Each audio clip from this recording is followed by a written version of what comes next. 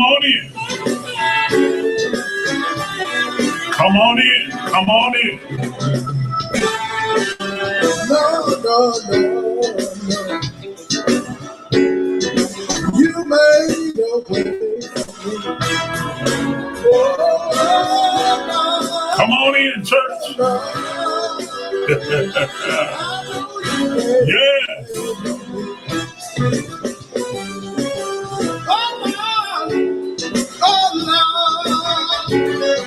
You made a way. Come on in. Come on in. Good evening. I see you, Antoinette.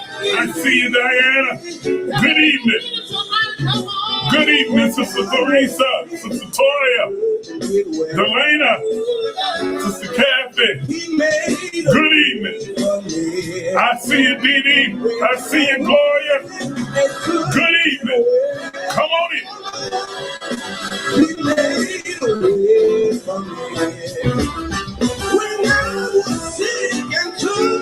Come on, church. He made a way for me. Come on in.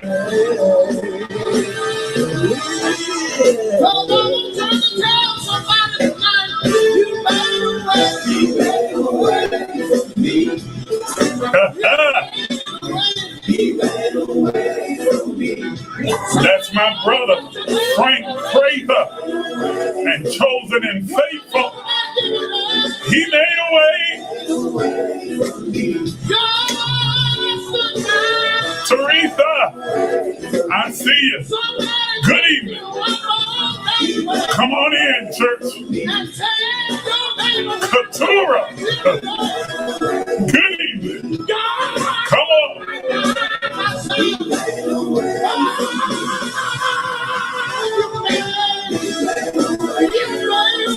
He made a way.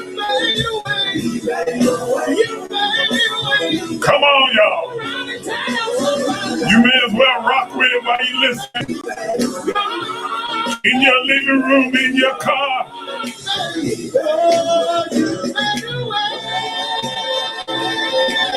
Come on, rock with it.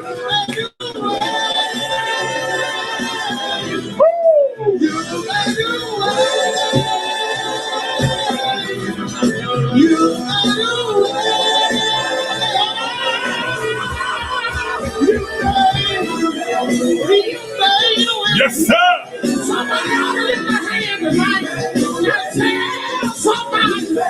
How many of you know he made a way? Good evening. We're going to get into it in just a minute.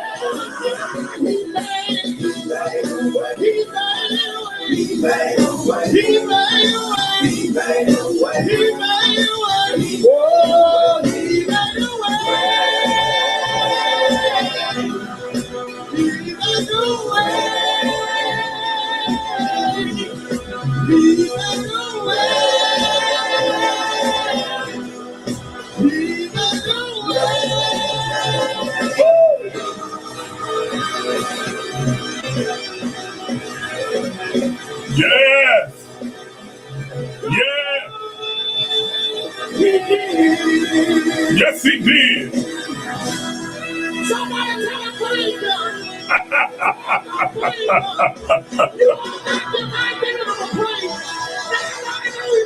Yes.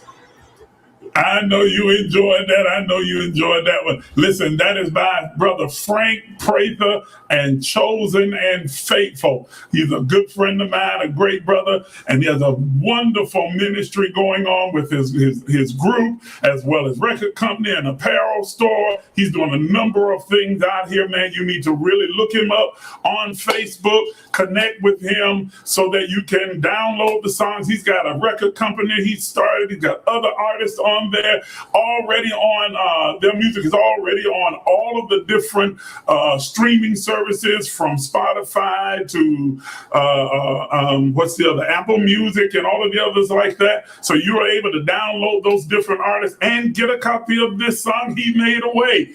It is a fantastic project, and I am really proud of him. I'm happy to say that he is my friend and my brother. Thank you for tuning in to Momentum, a ministry of the Emerge Life Enrichment Center. You have just tuned into the most powerful place on the planet. I'm telling you, you're in the right place at the right time, a place where you can receive enlightenment, encouragement, inspiration. We are here to empower you on your spiritual journey to wholeness. We are here to give you the tools that you need to be able to live your best life and to become the highest version of yourself. And so I am so glad that you have chosen to occupy this space with us this evening as we delve into a message of inspiration tonight. We're not going to keep you very long. We're going to try and stick to our hour-long format so that we're able to give you and so I'm just going to tell you up front, but all that I want to get into tonight, there is no way that we're going to cover it all tonight. So this will be part one. I'm just telling you in advance, this is part one, because there's no way that I can cover this subject adequately and get through all of the things that we want to touch on. And I don't want to be in a rush, and I don't want to be hurried. And yet I also don't want to give you so much information at one time that you don't have time to digest it. So we're going to do part one tonight, and then we will pick it up from there later on and move a little bit further. I see you, Bernadette. It's good to see you. Hallelujah. God bless you. Listen, now what I need for every one of you to do for me tonight that are on this live, if you will do me one quick favor before we get started, take about 30 seconds and just share this on your page.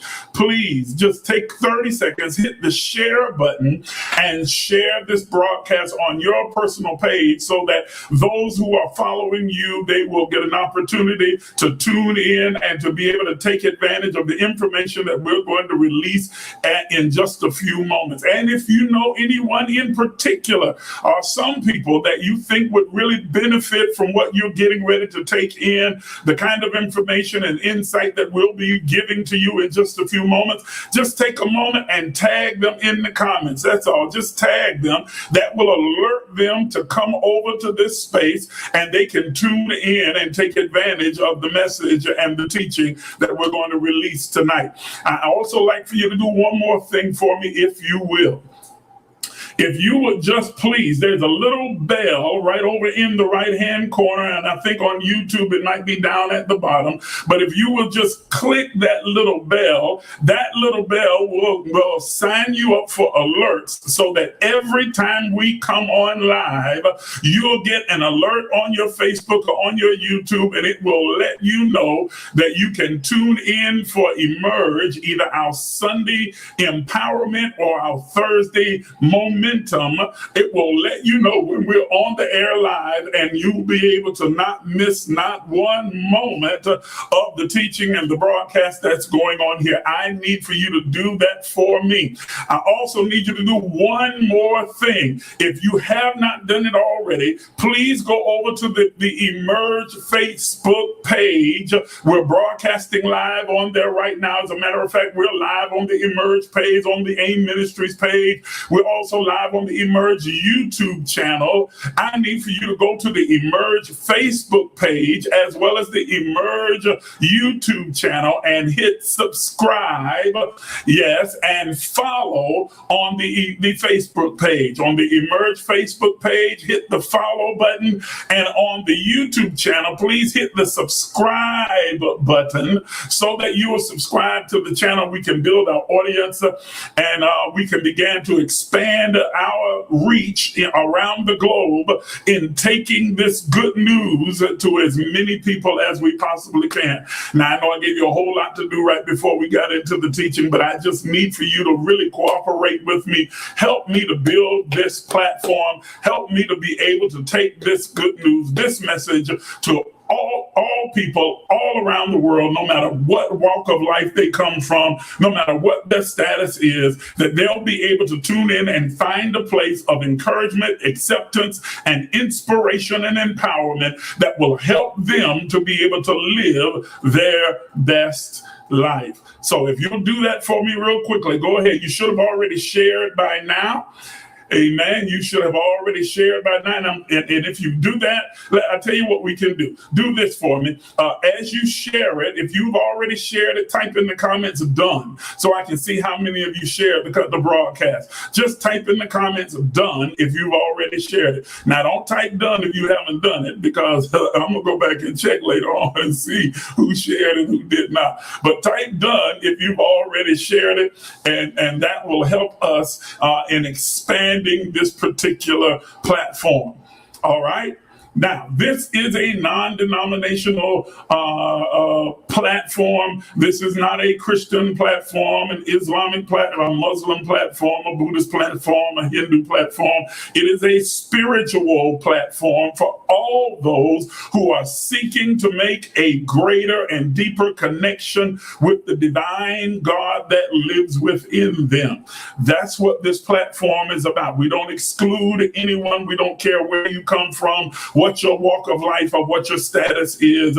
We want you to connect to it. If the only thing that we are here to serve are those who are on a spiritual journey, seeking to make an authentic and genuine connection with God. And so whether you are Christian or Muslim or Hindu or Buddhist or whatever your religion, or even atheist, you are welcome to this platform. I hope that you'll find something that interests you, that empowers you, and that will benefit you. I am almost 100% certain that you will. If you come with an open mind, you are ready to learn and contribute, then you are going to gain the most from this platform. All right. Thank you so much for tuning in again. And thank you again for those of you who have shared and tagged others in the comments tonight. Now, let's get into what we're going to talk about tonight. And again, I'm going to say up front that we are not going to finish this tonight. This will be part one,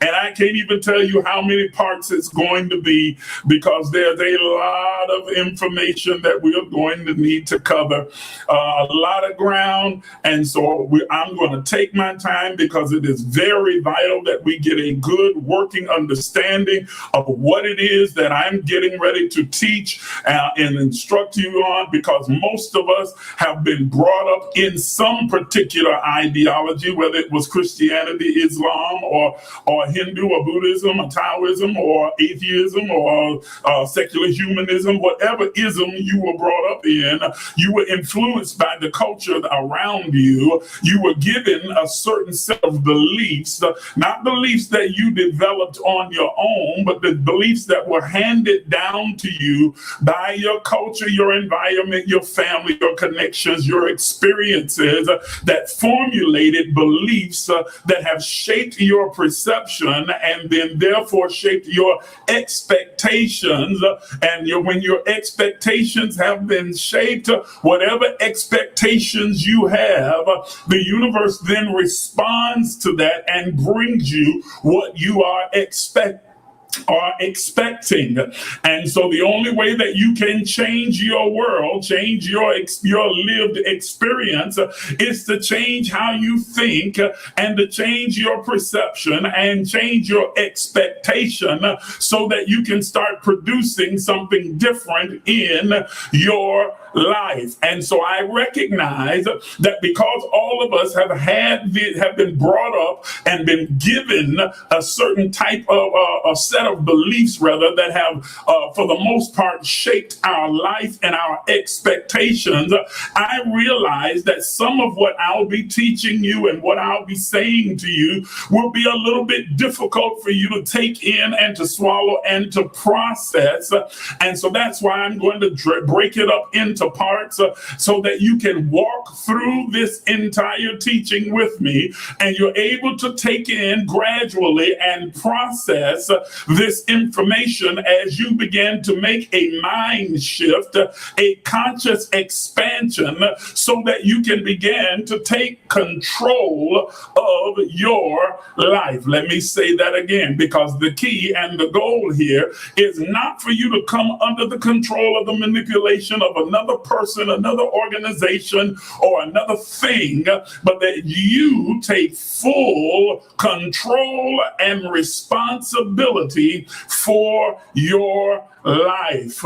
There has been some confusion in this world and in our society and in our cultures that have caused us to begin to think that we are not necessarily responsible for ourselves or responsible for our world that we live in, and responsible for our own happiness, that somehow it is the responsibilities of others to make us happy, to create a world that keeps us happy, or to create situations, circumstances, and an environment that is conducive to our growth. But ladies and gentlemen, I'm here to tell you right now tonight that that is a fallacy, that you and you alone are responsible for your life, for your happiness, your joy, for for cultivating an environment that is conducive to your growth, your development, your evolution. It is your responsibility to cultivate those things, that environment, so that you can become the highest version of yourself. I'm almost getting ahead of myself, and so I want to slow down and go back a little bit so that I can start more from the beginning, and we can follow some type of order. Okay, some type of order tonight. So tonight we are talking about rediscovering your identity. Rediscovering your identity. Rediscovering your identity. And I know immediately what jumps out to you is the word rediscovering, because most of you who are watching me right now, I would venture to say, would say to me, well, Isaac, I know my identity. No, you know your name, or the name that you have been given, and you know the identity that has been formed as a result of the culture and environment that you grew up in, and the belief system that you have been handed and you've embraced as your truth. But do you know authentically who you are from your inception within the mind and heart of God before your incarnation into this three-dimensional existence, or this conscious plane of awareness?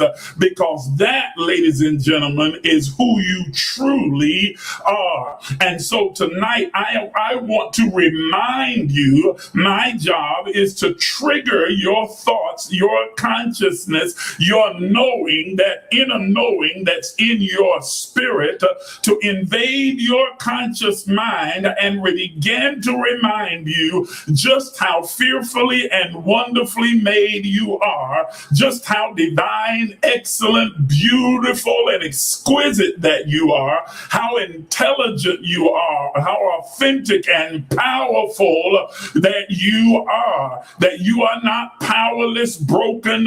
You are not some poor pauper or poor pilgrim trying to make it through this earth and make heaven your home. That you are not broken, battered, and bruised, sometimes up, sometimes down, sometimes level to the ground. That you are not subject to the whims of something external outside of you that controls and manipulates your life, but to inform you and instruct you and empower you with the knowledge that you are a powerful divine being, that you are filled with infinite, limitless, boundless potential, and that you have the responsibility of realizing that potential so that you can live out the best version of yourself in the earth and achieve a level of contentment, happiness, and accomplishment that I know you inwardly desire, even though your conscious mind may have already began to convince you that it's not possible. But when you begin to discover who you really are, is the moment that you begin to embrace your real power and you begin to take charge and control of your life. So we're going to label this particular teaching in series of teachings that we're going to do, rediscovering your identity. Rediscovering your identity. Now, when you think about the word identity, most often we think identity has to do with who we are, but how we define who we are oftentimes is warped by how society has defined us and the labels that it puts on us. That we are labeled as a man, a woman, as a black man or black woman, or white man, white woman, white Asian man, Asian woman, or so on and so forth. We are labeled as tall or short or fat or skinny, educated or uneducated, poor, disadvantaged, minority, majority. We are given all of these different labels from society. From the moment that you enter this plane of consciousness, people began to label you, beginning with your very parents who tell you that your name is this, that, or the other, whatever it is that your name happens to be. And you believe that your name is that because that's what you have been told the entirety of your life. And so that then now begins to define you. And then they go further to say that your name gives definition to your personhood or your character or personality, especially your surname. Like, I am a Miles, you might be a Jones or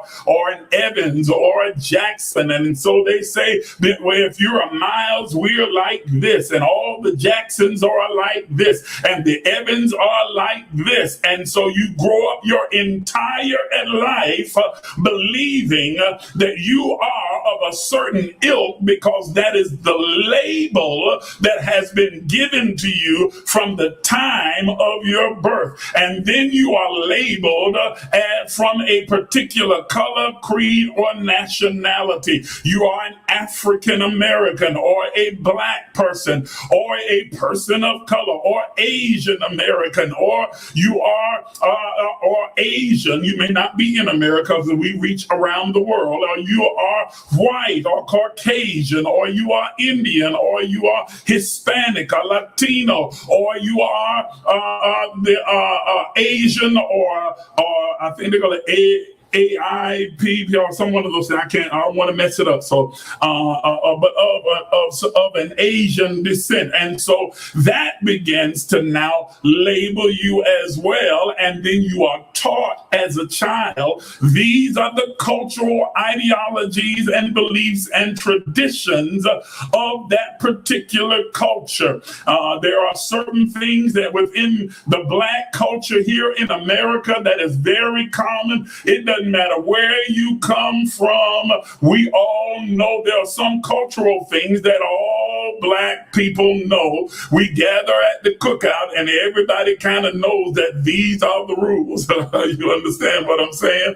Because there are some cultural things that are just a part of the black American culture. Now, when I made sure that I specified, because there are black people all over the world, and yet the culture is not the same as American black culture, but that's a whole nother conversation. But we are given a particular cultural ideology, and I'm sure that the same thing is true with Latinos, Hispanics, and Indians, and Asians, and so on and so forth, that you are raised with some cultural norms and cultural ideologies, beliefs, ideas, concepts, constructs about how your particular culture works and operates.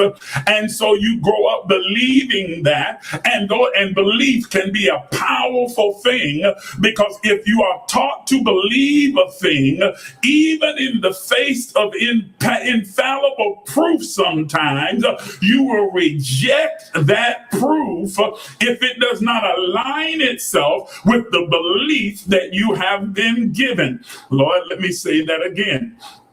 Belief is a powerful thing, because belief is so powerful that even in the face of infallible proof, many will hold on to a belief if the thing that's being presented to them does not align itself with those beliefs that have been given to them by their family, by their culture, by their environment. And then now we come to religion, because you are not only given cultural labels and given familial labels and given environmental labels as far as being affluent or coming from the ghetto or living in poverty or project kid and so on and so forth, or those things.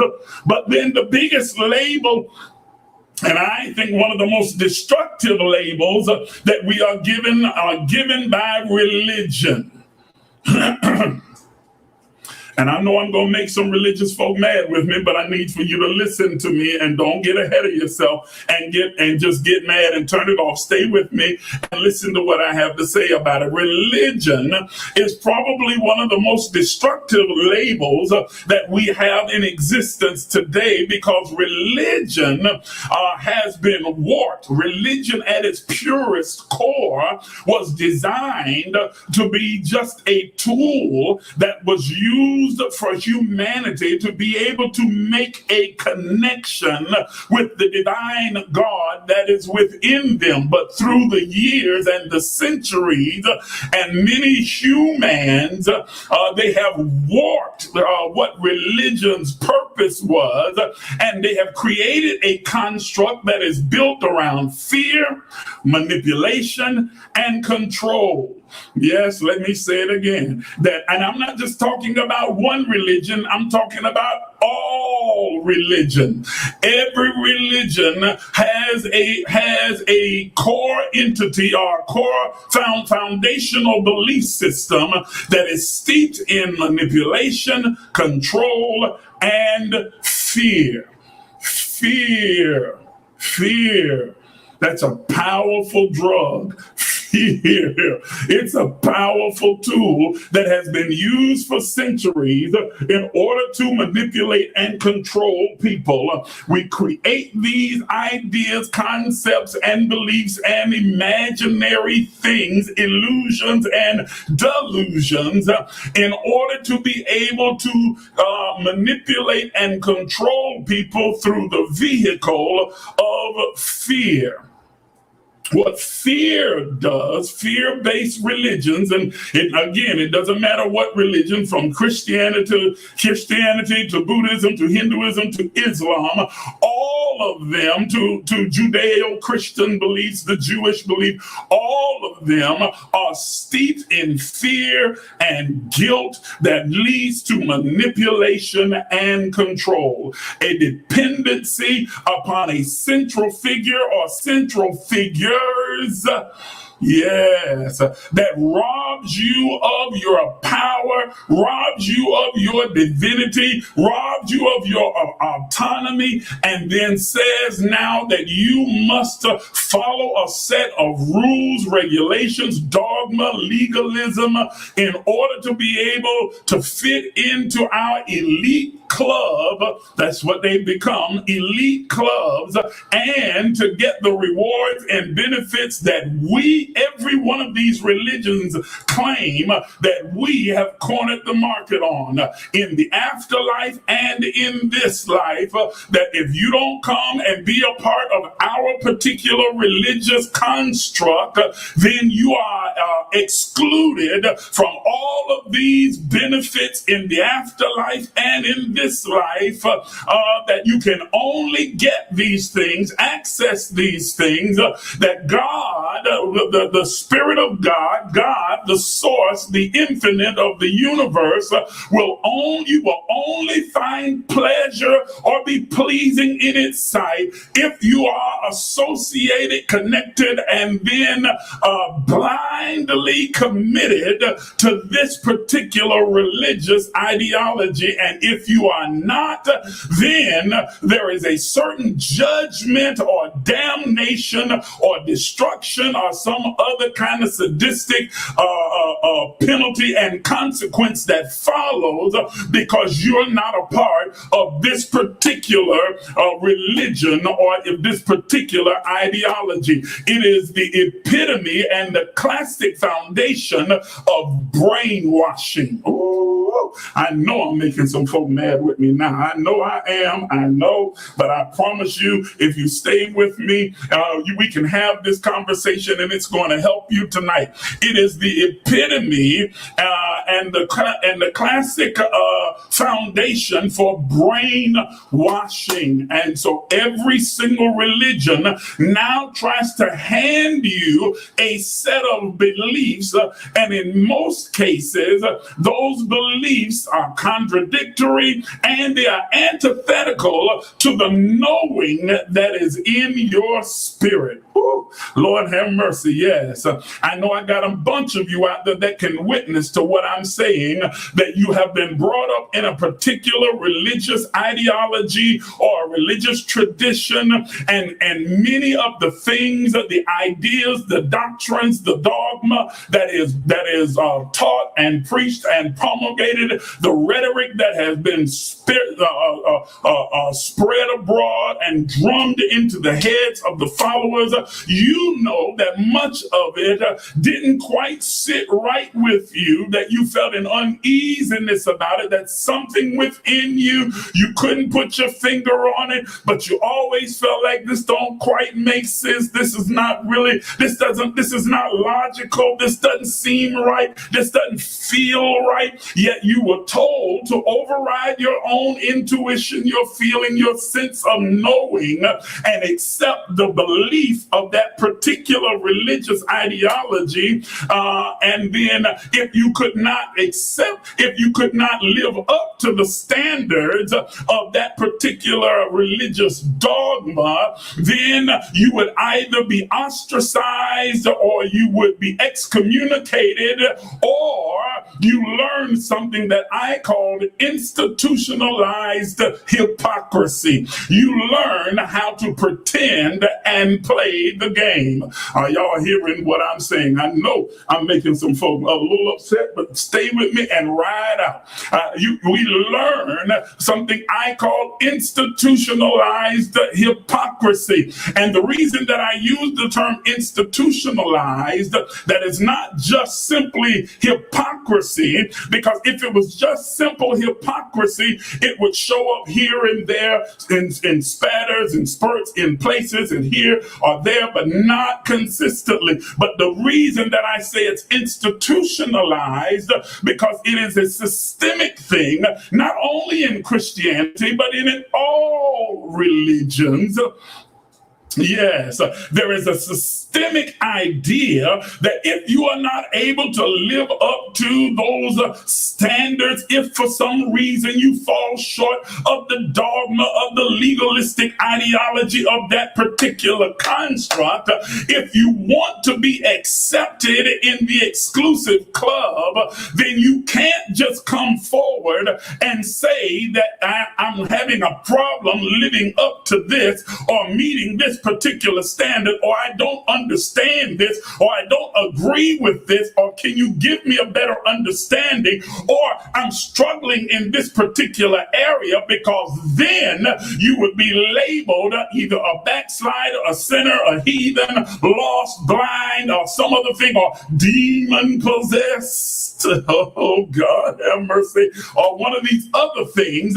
And so what we did, what has happened with religion, is that it teaches you to lie about who you really are, because they make you believe that there is something unsavory about your being, that there is something unsavory about who you are, something unacceptable, that's for something about you that God just doesn't like.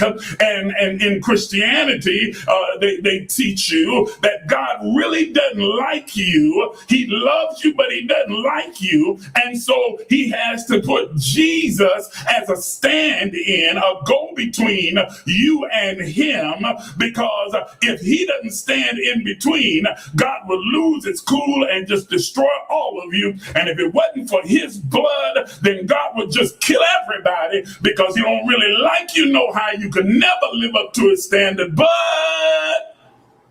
I'm going to go ahead and give you this Jesus, and he'll be the one who will stand in between you and I. And then that way, your God's anger is tempered, and he won't come after you, and he won't destroy you. Yes. The Prophet Muhammad has to be the one that stands in between us and Allah, to make sure that, Allah is not upset with us, that he doesn't kill us, that he doesn't wipe us off the face of the earth, that he doesn't judge us because we don't live up to a particular ideology, legalism, or the rhetoric of that particular religious belief. And so that kind of fear-based religion breeds hypocrisy. It breeds hypocrisy, and it is widespread in every religion, so that people then don't feel comfortable or safe coming into the sanctuary, the synagogue, the mosque, or wherever they gather, the temple, and being open and honest about where they truly are. Because if they were honest about it, then they will not be accepted and embraced by the community, or they'll be given another label as heathen, backslider, weak, demon possessed, or problematic. Y'all not hearing what I'm saying? And so therefore, nobody wants to wear a scarlet letter. Nobody wants to be thought of as less than. So human nature says, I'll just play along, and I'll say that I am where I'm not, so that I can fit in with the crew. I said often, many times before, that the hypocrisy is not the person who has an issue or struggles in a particular area, whether it's drinking, fornication, or some other thing that we are labeled as sin, and all the rules, who has struggled with keeping all of the rules and comes to church, or comes to the mosque, or comes to the temple. It's the person who has these struggles and then comes into the house and then says, I don't have those problems. I'm saved, sanctified, filled with the Holy Ghost, that with a mighty burning fire. And when you see me coming, I got Jesus on my mind. Yeah, ba. Y'all know what I'm talking about. Come on, Father. It's once more and again that we come knee bent and body bowed before your throne, trying to call on your name just a little while longer. Please, Lord, help us. Yeah.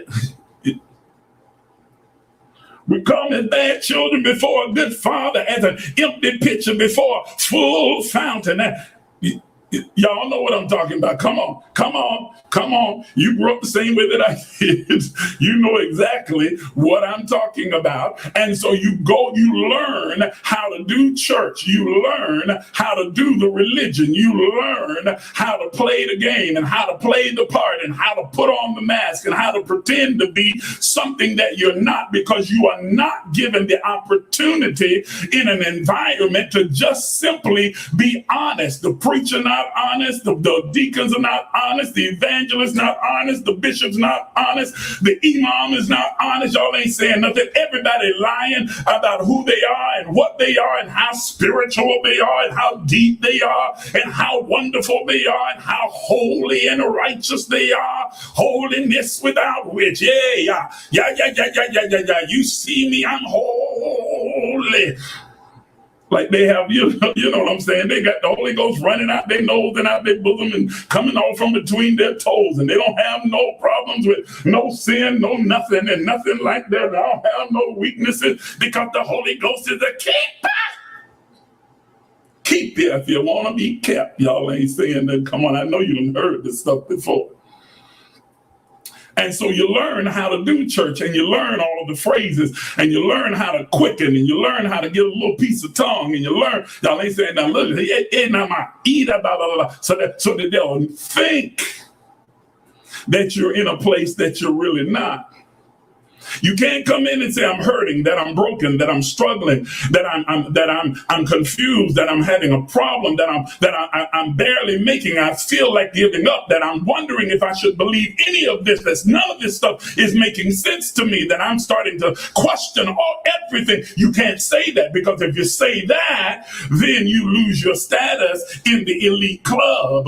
And so fear-based religion tells you if you lose your status in the elite club, then you lose your eternal soul, and you could end up in some torture chamber with a superintendent named Satan, Lucifer, and the devil that is going to torture you for the rest of eternity, all because you didn't live up to a certain dogma or a certain religious standard, or you didn't follow a particular rhetoric that was preached by a particular group of people who had accepted an ideology that was based upon a lie and a delusion.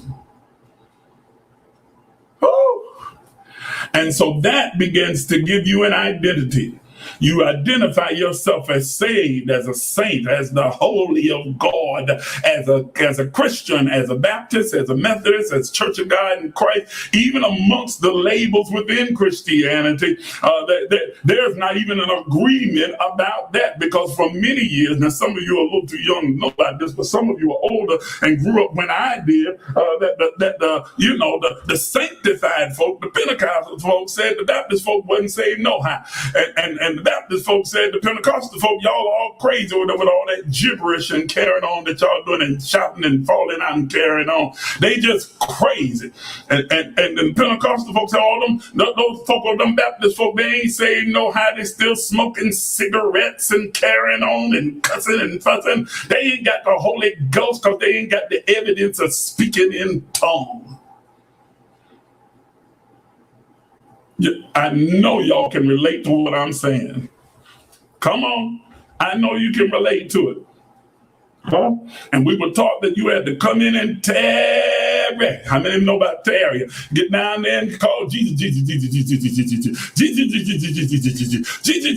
Jesus, Jesus, until you fall out, spit, kick bubbles and spit bubbles and flip or do something. You had to jerk and quill. You need to do something to prove to the mothers that you had it. And they never thought that you could keep it, because the next week they have you right back down there on the altar again. Come on down there and tarry again on Friday night, because you done lost it somewhere between last Friday and this Friday. So.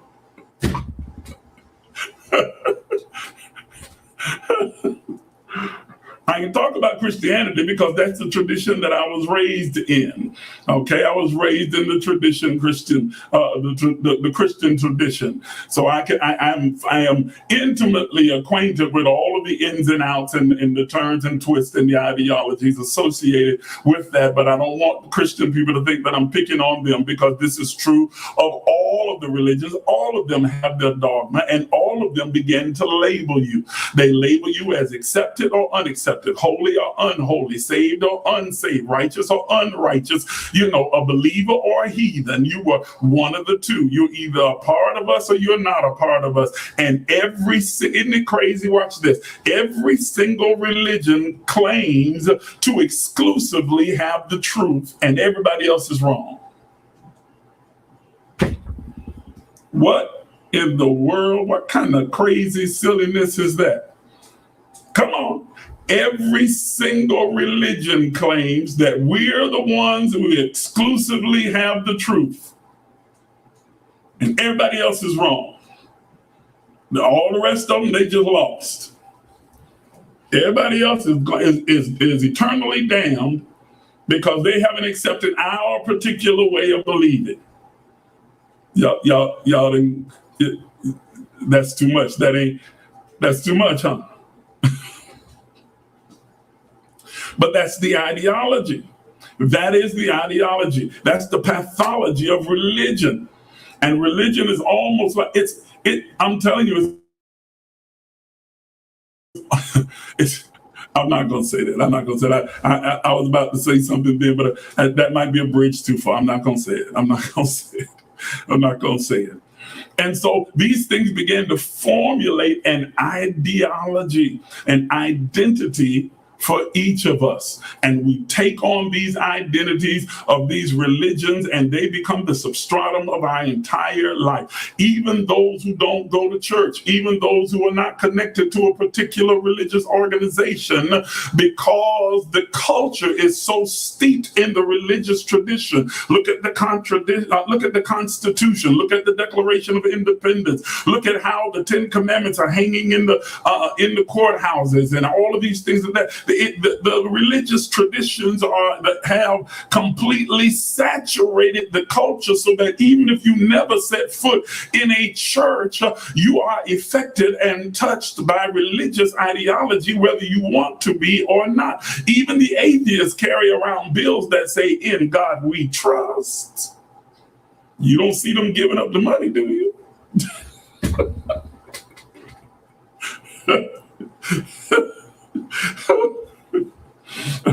Oh my goodness. Okay, so you have been touched by some level of religion in some way, even if you're not a part of a particular organization. And those things began to give us an identity. That religion, along with society in and of itself, and society in a lot of ways, especially American culture and society, is influenced by Christianity or by religion. Judeo-Christian beliefs and ideology, it's influenced by that. And so between society and pure religion itself, regardless of what those religions are, they began to formulate a set of beliefs that create an identity, but can I say a false identity of who you really are, because none of them really clue you in to who you really are. This journey, this spiritual journey that you are on right now, that I am helping you to walk through and process through, this is a journey that is an independent journey. I can help, I can mentor, I can instruct, I can empower, but you have to independently make the journey for yourself. And that can be scary when you have been always taught to be dependent upon the bishop, the pastor, the apostle, the prophet, the preacher, the evangelist, the teacher, the imam, the rabbi. You've always been taught to be dependent upon these other people for your own spiritual development, growth, and evolution. And now here you are, those of you who have connected with Emerge and have now began to tune into these broadcasts. I know that most of you have already had questions, and you're on a quest, a spiritual journey to try and discover who this God is that is resonant within you, this spirit that lives in you and that you are, that this spirit that's in you, through you, and as you, it represents your true identity, who you really are. And it's a scary thing. I know it can be scary because you have been taught to be dependent and you have been given something that I call victim consciousness. Every one of us who are sitting here right now have been subject to victim consciousness. We have been subject to victim. How much time I got? 10 minutes. I'm probably not going to get through too much more, but I do want to touch this. What is victim consciousness? Here is a working definition. It is not at all comprehensive, but it is a working definition for your victim consciousness. Victim consciousness is the limiting ideological constraint that we are powerless and subject to the ebbs and flows of life and are completely dependent upon an external force or entity or deity. Again, not comprehensive, but it is definitely a good working definition. This is what victim consciousness is. What victim consciousness does from this particular mindset, we willingly relinquish responsibility for our lives. We relinquish it over to fate, to chance, to accident, to coincidence, to environment, to culture, to family, to a socio-economic status. We relinquish the responsibility for our lives over to these things, and we participate in the blame game, blaming devils, demons, and other mysterious entities, and even God for everything that happens in our life. That we start to participate in this blame game, that nothing is our fault and nothing is our responsibility. Because if I am leaning and depending on Jesus, y'all ain't saying nothing, and if I am leaning on the leadership of Allah, or leaning on the leadership of Buddha, or whoever your particular deity might be, then if I view that as external from me, then I am now able to release myself from all responsibility of what takes place in my life, and I'm able now to say it's not my fault, it's the devil's fault, it's the spirit's fault, it's the white man's fault, it's the demon's fault. Y'all not saying nothing. It's society's fault, it's the culture's fault, it's my environment's fault, it's my mama's fault that I am this way, that I think this way, I behave this way, that I have this and that I don't have that particular thing. That what is going on now is not my fault. Likewise, transversely, we don't get to take the credit for anything either, because then when good things begin to happen or to manifest in our life, then we give all praises to Allah, all praises to God, all praises to Jesus, all praises to Buddha, all praises to whomever. Are you hearing what I'm saying?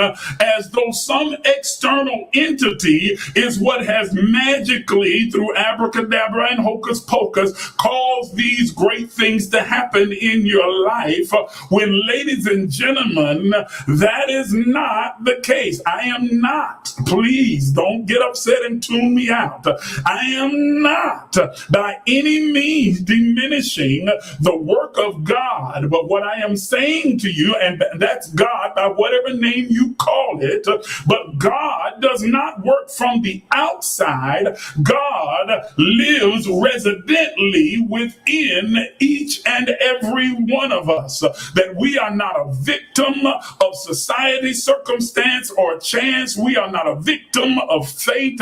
We don't live an accidental life, a haphazard life.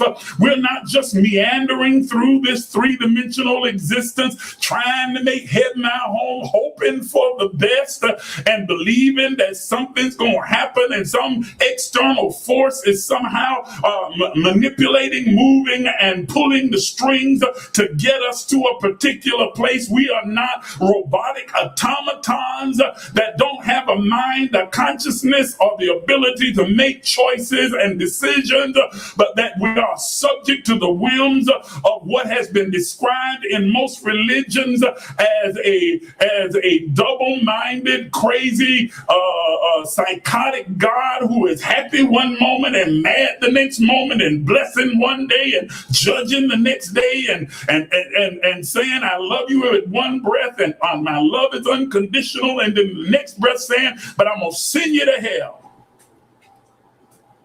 Come on. I'm trying to free you. I'm trying to help you. I'm trying to help you. Listen to what I'm saying. No, that God, it lives in you, that we are the divine image, reflection, the expression of God in three-dimensional form, God in the flesh, if you will. Even the Bible says that you are created in the image and the likeness of God, that you are constructed of the same thing that God is constructed of. Everything that God is, you are, and everything that you are is God. Not everything your physical is, because your body is just a shell that's carrying around your true self, which is your spirit. And we talked about this on Sunday, that you are a spirit that has a conscious awareness, a soul that lives in a body. And God is not your body, nor is God your soul, but God is a spirit, and so are you. If God is a spirit and you and I are made in the likeness or the image of God, if we are the divine expression of God, if we are a reflection of God, an animated reflection of God in the earth, then consequently we are of the same substance and the same essence as God. We are divine. God is not a human. Let me say that again. God is not a human. Let me say it again, because this needs to register as we prepare to close. Lord, I'm almost out of time. God is not a human. Well, this is going to really hurt you. That God is not a human. God is not a man, nor a woman. God is not a Christian. God is not a Muslim. God is not a Hindu or Buddhist. God is not Jewish.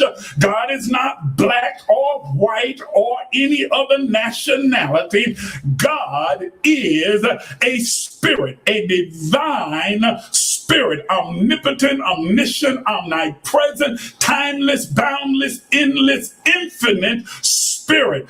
God is a spirit. Let me say it again, that God is not an American. God is not a Canadian. God is not Jamaican. God is not English. God is a divine spirit. For some reason, America seems to think that they've cornered the market on God, that we are the progenitors of all that God is, and every other country needs to be evangelized by America so we can teach you about the one true living God. That is poppycock and foolishness. God is not an American. God is not a nationality. God cannot be confined to a geographic location. God is a divine spirit. Do y'all hear what I'm saying? I said God is a divine spirit. Lord have mercy, and I am out of time. I told you it's a lot of ground to cover. I promise you, I got a ton of notes that I've written down that I haven't even began to get to get through the length and breadth of this particular teaching. You're going to need to stay tuned and follow faithfully so that you're able to get all of this particular teaching. I promise you, it's vital, it's freeing, it's liberating, it's empowering. It is empowering. So I know that you were blessed by what you heard tonight. I know that it intrigued you, it triggered your mind, that it sparked and ignited some thoughts and questions within your mind. And that's okay. That's exactly what I wanted to do. I wanted to spark questions, and I want you to begin to seek out answers.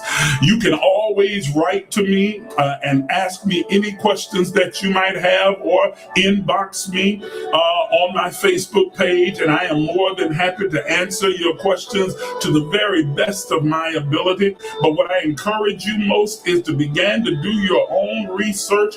Don't take any one person's word as gospel. Do the research for yourself and find out the truth. Be a seeker of truth, because God is a rewarder to them that diligently seek. Are you understanding what I'm saying?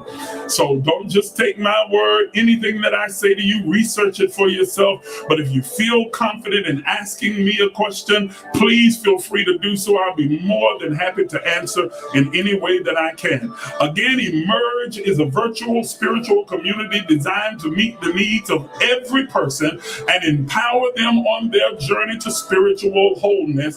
We would love to have you become a part of the Emerge community and the family. It's very simple to be a partner with Emerge.